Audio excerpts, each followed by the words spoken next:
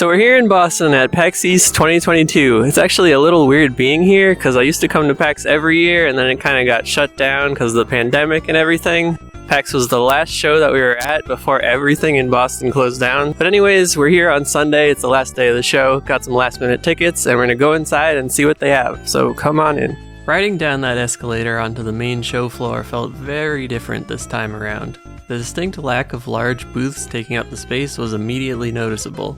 The crowds were a lot smaller too. I heard rumors that a lot of bigger companies didn't want to travel this year, so the show's budget was much lower than normal. They made up for this by filling up the space with more indies and vendors than usual, but even then, there was still plenty of wide open areas that they didn't manage to fill up. The first big booth you saw coming down the escalators was for Baldur's Gate 3. They had a neat castle-like setup with a couple statues that attracted crowds for a photo op. Now, it's been over 20 years since Baldur's Gate 2 came out, so I don't expect everyone to be familiar with the series, but personally, I loved them back in the day. They were some of the deepest isometric RPGs out there, basically defining the Western RPG genre at the time. The combat had huge variety, the quests were well designed, and the characters were pretty memorable. As a fan of the past games, I'm obviously looking forward to Baldur's Gate 3, but alas, it's still in early access. The demo they were showing at PAX was also an early access build, so I decided not to play it. Given that it's a single-player, story-based RPG with limited replayability, I think it's best to just wait and play the full game all at once. Just past the Baldur's Gate booth, the tiny build space towered above its neighbors. They had it set up like a carnival, tents, lights, and all. It was probably the most expensive booth setup on the show floor. There were a handful of games inside, but some were much bigger than others. One of the big screens was devoted to an upcoming game called Rawmen. It's a goofy little multiplayer arena shooter based around food. A bit like Splatoon meets Gang Beasts. Competitive, but not to be taken seriously. And just like those games, it's probably going to be a hit at parties. The goofy 3D art style looked great, and it seemed to be pretty easy for anyone to pick up and play. Like all the past years at the Tiny Build booth, Hello Neighbor was taking up a majority of the space. I never played the first one, and I'm not really interested in the second, so I gave it a pass. I heard it started off with an interesting concept, but kinda turned into a mess as they didn't know where to go with it. Either way, it's always been one of their biggest cash cows, so it's obviously getting a sequel. Rounding out the big titles at the Tiny Build booth, we have Tinykin, a game where you play as a tiny little dude just platforming around some cutesy home environments. This concept used to be a lot more popular years ago, with games like the Toy Army Men series or multiplayer maps like Counter-Strike's DE Rats, but it eventually faded away into obscurity. Now with games like Grounded, It Takes Two, and this all coming out recently, it definitely seems like we're witnessing a comeback for the little dude in a regular house genre. Moving on over to the Candleline Devolver booth, we have another new game called Cult of the Lamb. As you might guess, this game is centered around dark magic and occult rituals.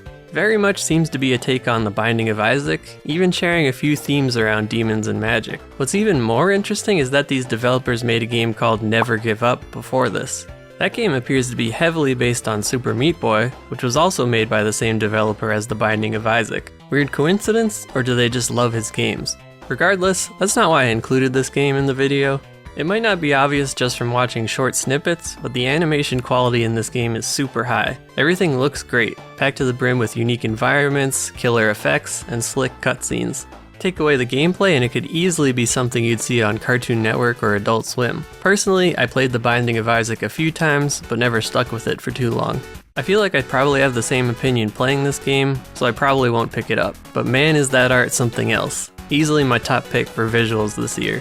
Taking a break from the bigger indies, I wandered on over to the smaller booths in the back. Amongst the sea of games, I noticed a custom guitar up for raffle, accompanied by some pretty nice pixel art. The game featured here was Yukyo Station, a 2D roguelike beat-em-up primarily set in an underground metro. It says it's in a fictional world, but everything in the game is pretty heavily Japan-flavored anyways.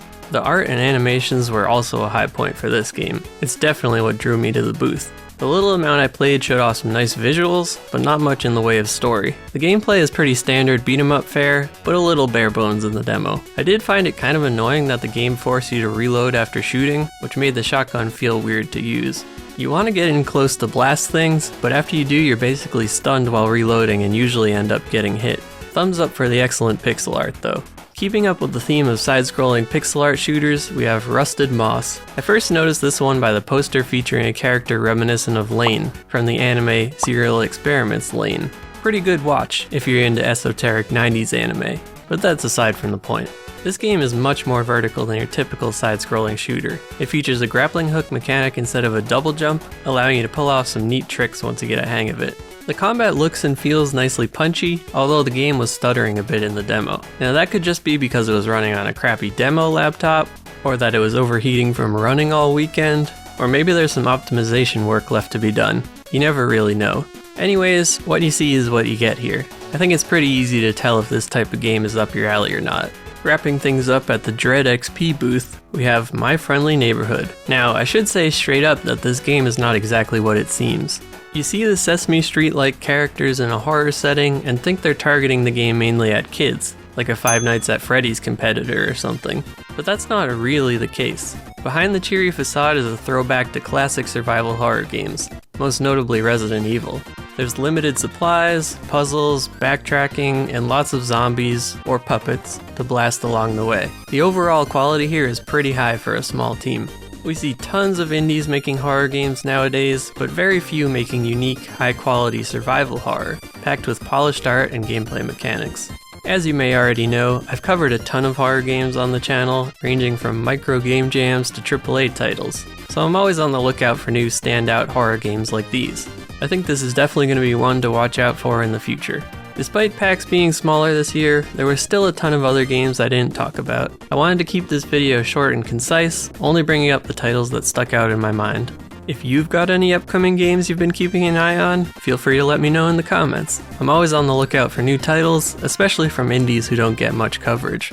And if you'd like to see more videos like this, subscribing is always greatly appreciated. So that was PAX East 2022. I'm standing out here in the cold, so I'm trying to keep this as quick as possible. We played a bunch of games. There wasn't actually that much to see at the con. It was pretty sparse compared to the past few years. The marketing wasn't as good as before. There weren't as many people, but there was still lots of indies, which I always like. Got to check out a couple cool indie games. And I'm getting cold just standing out here in the wind, so we're gonna go now. I'll see you all in the next one.